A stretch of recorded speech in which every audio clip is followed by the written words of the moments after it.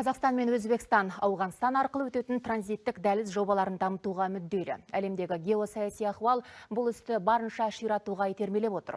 Аймақ елдері әсіресе Үнді мұхитына шыққысы келеді. Ауқымды жобаға іргедегі өзге де мемлекеттер атсалысуға ниетті. Жалпы Ауғанстанның логистикалық әлеуеті қандай? Елдің қазіргі билігі инвесторлардың капиталына кепілдік бере ме?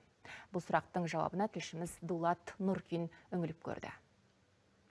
Әлемдегі геосаяси шиеленістер халықаралық көлік қатынасына зор шығын келтірді. Британдық сарапшылардың есебінше оның көлемі 320 миллиард долларға жеткен. Қазір көптеген мемлекеттер жанама транзит жолдарын салып, жаңа бағыттар ашуға кірісті. Орталық Азия елдері де Ауғанстанды Үнді мұхитына шығатын дәліз ретінде көреді. Короткий путь выхода на Индийский океан пролегает непосредственно через Афганистан. Үнді мұхитына тікелей дәліз ашатын елдің бірі Ауғанстан. Кез келген тасымал сол жол өтіп жатқан мемлекетке пайда келеді. Демек, Ауған тарапының бұл жобадан ұтары аз болмайды. Жалпы орталық Азияға да берері мол.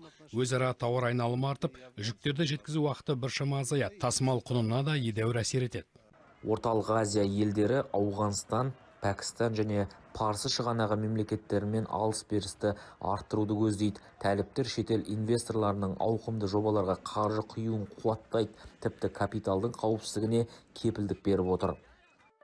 Біздің ел орталық Азия, Пәкістан, Иран бастаған мемлекеттердің импортына тәуелді. Оңтүстік және Шығыс Азияны жалғайтын темір жол желісін іске асыру бойынша келісім бар.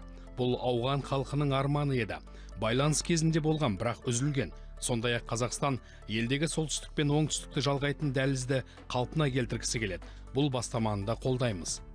Жуырда Қазақстан үкіметі Ауғанстан аумағымен өтетін Тургунди-Герат Спенболдак темір жол жобасына 500 миллион доллар көлемінде инвестиция салуға келісті. Жоба орталық Азияны Иранмен және Пәкістанмен байланыстырады. Айтпақшы, Ресейде Ауғанстан арқылы Пәкістанға мұнай экспорттауды көздеп отыр. Жоба жылына 1 миллион тонна қара алтын сатуға мүмкіндік бермек. Дулат Нұркин, Хабар, Ташкенттен.